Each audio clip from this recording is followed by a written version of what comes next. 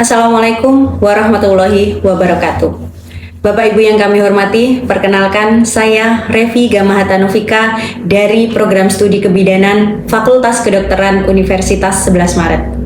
Bapak dan Ibu, seperti yang kita ketahui bersama, Peraturan Presiden Nomor 72 Tahun 2021 terkait percepatan penyelesaian permasalahan stunting di Indonesia. Maka dari itu, kami sebagai peneliti ingin turut berkontribusi dalam penyelesaian permasalahan tersebut. Bapak dan Ibu, kami melakukan penelitian ini pada tahun 2022 di Sragen, Jawa Tengah, dan hasil dari penelitian ini sudah kami publikasikan pada jurnal internasional terindeks Scopus, sudah kami bukukan dan juga sudah kami daftarkan pada HKI.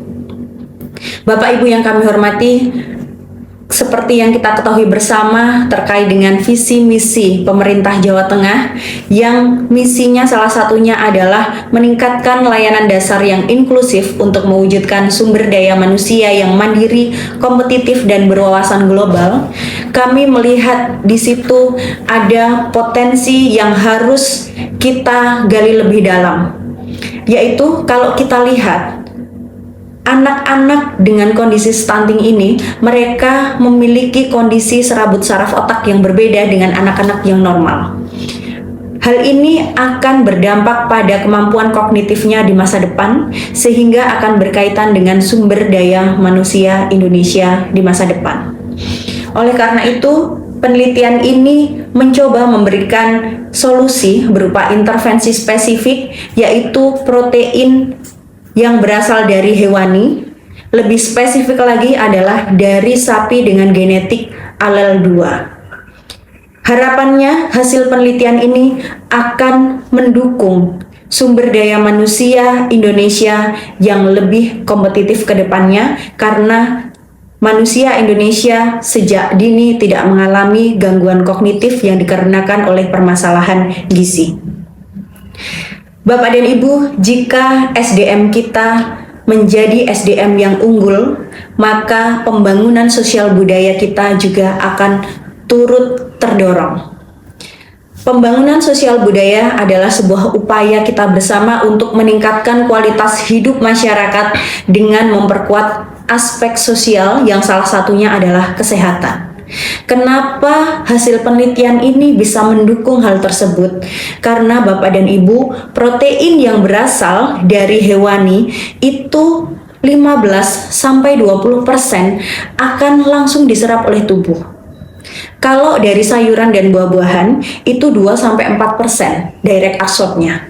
Sehingga potensi dari protein hewani ini sangat penting. Tetapi kita tetap tidak mengesampingkan prinsip dari gizi seimbang. Bapak dan Ibu, kita coba melihat dari misi pemerintah yang kedua, yaitu pertumbuhan perekonomian perkotaan dan pedesaan berbasis sektor yang unggulan. Kami memiliki tagline peningkatan ekonomi peternak dengan simple action membedakan genetik. Jadi Bapak dan Ibu, saya memberikan salah satu contoh. Kami melakukan screening di Boyolali. Yang melakukan adalah kolaborator kami, Profesor Sigit dari Fakultas Peternakan. Beliau melakukan pemetaan terhadap sapi Holstein, yaitu sapi perah yang ada di sana.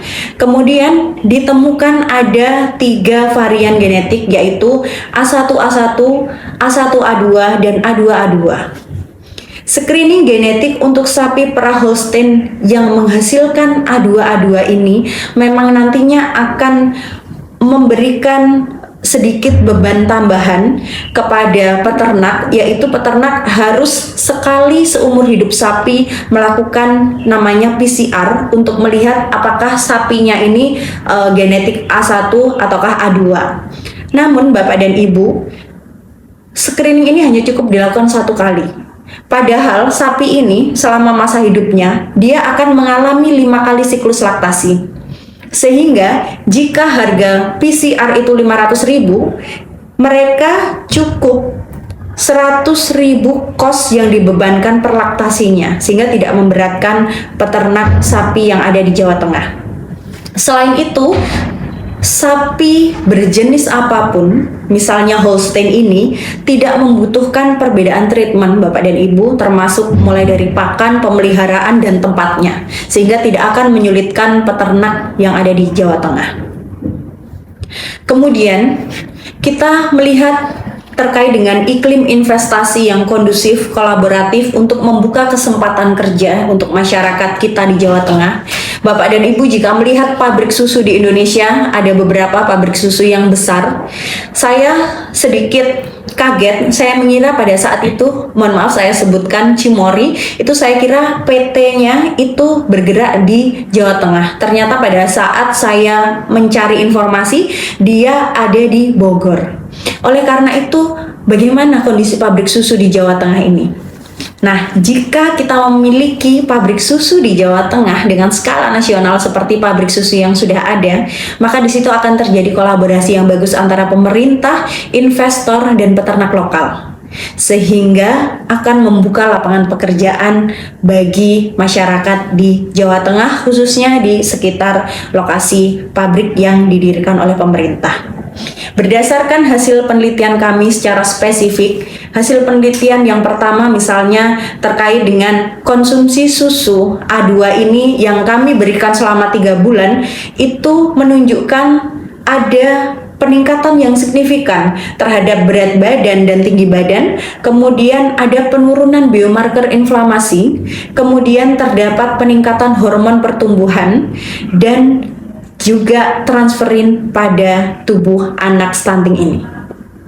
Hal ini memunculkan rekomendasi kebijakan bahwa menjalin kerjasama lintas sektor, yaitu menarik investor untuk pendirian pabrik susu skala nasional misalnya, itu dapat memfasilitasi produksi susu A2 yang berkelanjutan bagi para peternak susu lokal di Jawa Tengah, sehingga produk dapat mendukung program kesehatan daerah berupa pemberian intervensi spesifik berupa susu alel 2 pada anak stunting dan wasting.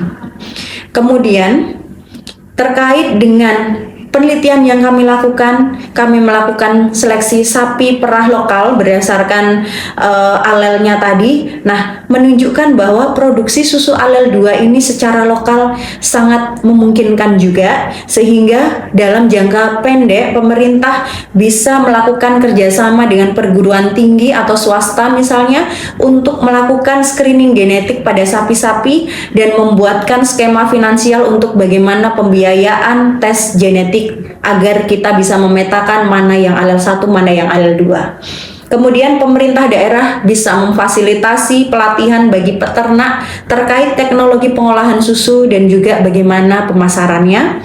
Pemerintah daerah mengembangkan sentra produksi susu alel 2 berbasis peternakan rakyat di daerah penghasil susu seperti Boyolali misalnya. Kemudian hal ini bisa menjadikan sebuah penguatan kemitraan antara pemerintah, industri lokal, dan juga peternak sapi yang ada di wilayah tersebut. Kemudian susu alel 2 ini tidak hanya bermanfaat secara gizi dari hasil penelitian kami, tetapi juga memiliki efek pada biomarker imunomodulator dan juga antiinflamasi yang relevan untuk pemulihan gizi buruk. Hal ini menimbulkan rekomendasi yaitu pemerintah daerah bisa mendorong inovasi produk olahan berbasis susu alel 2, misalnya yogurt probiotik, biskuit tinggi protein, dan produk-produk lainnya, yang kemudian produk ini bisa diintegrasikan dalam bantuan pangan non-tunai atau program di Posyandu sebagai bagian dari intervensi gizi spesifik. Bapak dan Ibu, masih banyak sekali prospek ke depan riset lanjutan pada hasil penelitian ini untuk bisa menentukan dosis optimal dan juga durasi intervensi yang lebih tepat apabila kita mau mengintegrasikan hasil penelitian ini pada program pemerintah. Demikian yang dapat saya sampaikan. Terima kasih banyak. Wassalamualaikum warahmatullahi wabarakatuh.